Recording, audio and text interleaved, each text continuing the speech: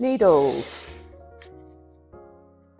So you can get needles in a little pack like this, all sorts of different sizes. The sizes is both the length of the needles and the size of the eye. So depending on how thick the big thread that you're using is, you're going to want a small eye for very delicate work, a big eye for things like embroidery and big stitches and big threads. And then to take these out of the box, you just turn this, tip it, and they will come out like that. Okay, so I recommend you keep your needles either in a case like this or in something like this, which is a needle case that I've just made from some pieces of fabric, and then you can keep them all nice and secure and they're not going to get lost or go rusty. If you're doing machine sewing, you're going to want some machine needles like these. They're all a standard size, so across the top of here they all fit in any sewing machine. Doesn't matter what brand, doesn't matter what type of machine it is, they will all fit. The only difference is, you see here these ones say jersey, that means they're designed for stretchy fabrics, and these ones size shows the size of the eye of the needle and how thick the needle is. So that's a thin one, that's a thicker one. Again, you'd use them for lighter weight or heavier weight fabrics, and that's your a box of pins. So pins, if you can get some long ones like this, they're really good for holding patches in place, holding hems in place, basically keeping things in place while you're sewing them. And make sure you keep them in the box or in a pin cushion for safety, and they don't get scattered all over the floor, because that never happens in my house. Needles. A box of pins. So pins, if you can get some long ones like this, they're really good for holding patches in place, holding hems in place, basically keeping things in place while you're sewing them. And make sure you keep them in the box or in a pin cushion for safety, and they don't get scattered all over the floor, because that never happens in my house. Some of the scissors that you might find useful to have for repairing and making clothes and making alterations. First, it's really useful to have a tiny pair of scissors for cutting threads. You will want a separate pair of scissors that you only use for paper and card and cutting out patterns and things like that. Another pair of scissors that are fabric scissors, so you will only use these for your fabrics, ribbons, laces, things like that. Don't use them for anything else at all, so that's those ones. And if you want to do some sort of more serious dressmaking, cutting out bigger pieces of fabric, you might want to invest in a pair of tailor's shears like these. They are very heavyweight and they cut really, really nicely. They take a bit of getting used to compared to normal scissors because they are quite heavy. All of these should be kept nice and safe in a box when you're not using them. Threads. So it's worth spending a little bit more and getting slightly more expensive threads.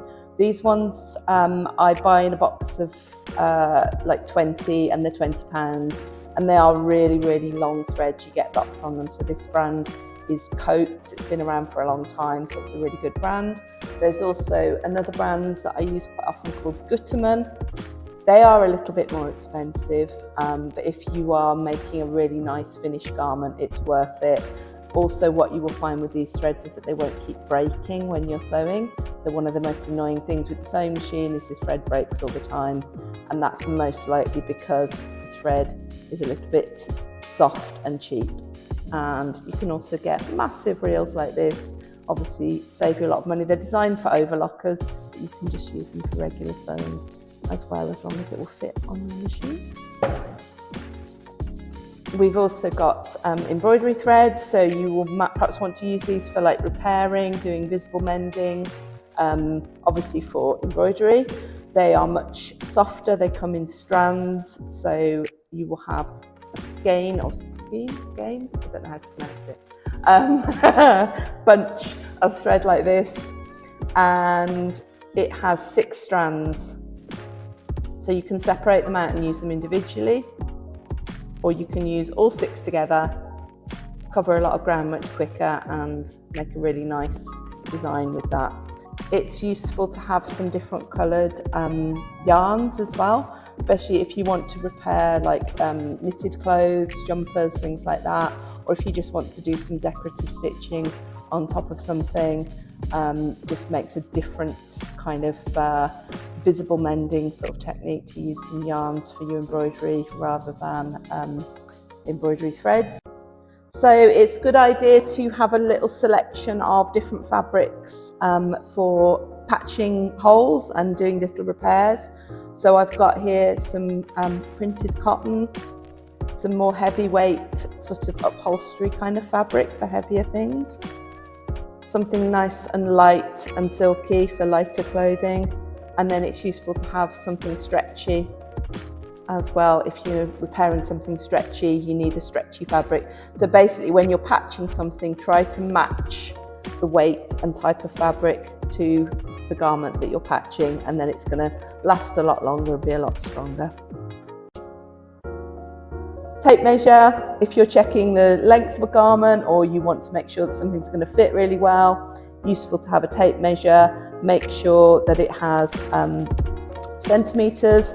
Most dressmaking measurements now are going to be done in metric, so much easier to do things in tens, and yeah, really handy to have. So these are sew-on snap fasteners, useful for a quick repair, easier sometimes than putting on a button because you don't have to have a buttonhole. You just put one of those on one side, one on the other side, sew them on, and you've got a quick repair for your jacket or jumper or cardigan or shirt. Another really nice, quick and easy version of this is plastic snap fasteners. Now these come with this lovely tool. You get a box of assorted colours like this and you just attach them with the tool, no sewing needed. You've got a really, really quick fix for something that looks quite bright and cheerful as well, so that's quite nice. For marking the position of things, where you want to do your stitching, how long you need to cut something, it's really useful to have a tailor's chalk, and also these chalk pencils are really, really good because you can get a much finer line. So really, if you have a dark one and a light one, that should cover everything, and then a tailor's chalk if you want to mark bigger areas. Elastic, very, very useful for trousers, cuffs, all sorts of things. So a couple of different widths of elastic, really useful to have. It's useful to have a little collection of buttons. I know my grandma had a box full of buttons, and if you've got old clothing that you're not keeping, it's worth cutting the buttons off and keeping them in the box. And it's just nice to have a box of buttons.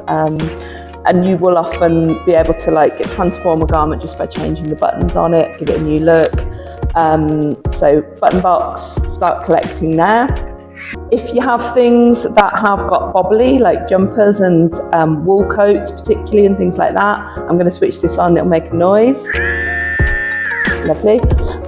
This is a bobble shaver, so you can get these just to remove bobbles off the surface of fabric, refurbish them, make them look new lease of life and quite nice. This is a kind of an extra thing that, I'll be honest, we've not quite got the hang of yet. This is a zip repair kit. We've had a go with it, but it is quite difficult to use. So it's a bit of an extra if you are likely to repair a lot of zips. Often it's easier and quicker just to replace a zip.